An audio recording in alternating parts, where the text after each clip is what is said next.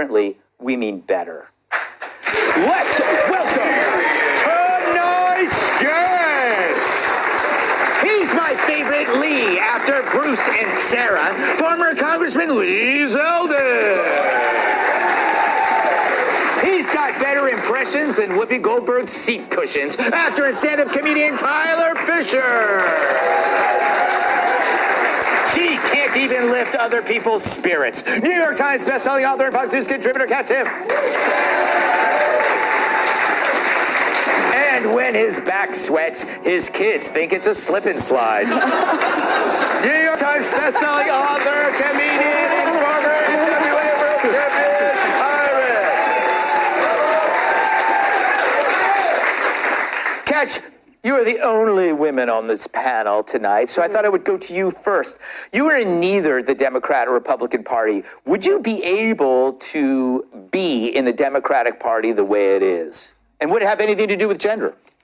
No, I can't be in either party because they're both too statist for me. It has nothing to do with gender or anything they say about it. But as the only woman here, to get serious for a second, something that I think you missed because you're not a woman. Oh, how so dare everybody you. knows, is, well, you pointed out that a lot of times if a woman would say she wants to just be a mom and have kids, that liberals would shame her for that. That's absolutely true. When you also said if a woman says, oh, I want to be a VP of a bank at 35, Republican would say, good for you. I think a lot would. But not all. There's the red pill Andrew Tate following types that would say 35, ew. Yeah, okay? You're probably right. They would say 35, that's disgusting. You're ran through, you hit the wall at 30, nobody wants to be with you. Once you sleep with too many men, you're worthless and no one wants you anymore anyway. You should have had kids 10 years ago. And I'm not saying that by any means represents all Republicans, because I know enough Republican men to know that that's not the case, but those voices are very, very loud. And basically what I'm saying is that you can get shamed from any side, no matter what you do. So at this point, I just say how I feel, and I care less and less the older I get about how I'm going to get shamed for it. It's freeing in a way. That is very good. I don't care what anybody says. I believe the scientific term is zero given. Yes. I give zero. Yes. Literally and metaphorically. I was trying to be a lady about it. You were. Lee, welcome to the show. Always good to be here. It's great to see you. Pat wasn't speaking about this Republican. She's about all the other Republicans, but, you know, there's a couple good ones. They know who they are, and they're proud of it. You know, I have to credit Michael Malice for coming up with the term awfuls. Am I painting with too broad a brush? No, there's been a gender gap for a long time. Democrats have performed better with the women, and Republicans have performed better with the men. I think the entire population is shifting to the right now. I think that the gender gap is still there, but Republicans are making progress with the women too. There are these longtime Democratic voters harmed by Democratic policies, disenfranchised by the Democratic Party. They are concerned about crime and public safety, illegal immigration, the economy, education, and more. And they are looking for conservative solutions. We need to show up and like be present inside of the bluest areas, bring our ideas, and don't pander. You don't show up and say, I love black people, vote for me. I love Hispanic people, vote for me. I love Asian people, vote for me. It's pandering, it doesn't work, and it shouldn't work. But if we show up and work hard, taking nothing for granted, I have found that there are a lot of Americans, women and men, who are waiting for us to show up with our conservative solutions because they are so turned off by this party that they have voted blindly for so long. And there are these issues that transcend blind partisan loyalty. They are ready. And I think we're starting to see it in the polling in 24. Yeah, you know, nobody panders to short people. And I think...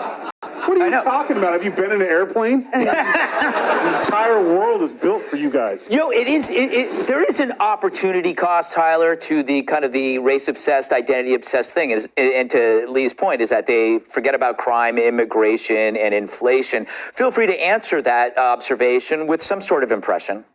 Sure. Well, first of all, I just want to say, Kat's not the only woman on the panel today. This is day 6 of girlhood for me. Okay. And heavy flow, by the way, and I still came in. Nice. So, If any impression, let's see. Let's spin the wheel. Oh, they all say Donald Trump. So, I think Trump would say, we're sick of the Democrats who are race obsessed, frankly. Race obsessed. That's why I voted for Lee. For Lee, right? Levi, I call him Levi. But the Democrats, they always say, oh, can you believe it? We have a decline. This is breaking news. There's a decline in the blind, ambidextrous, herpes-ridden, gassy, non-binary, midget, Venezuelan grandma vote. Could you believe that? Could you believe that? Yeah.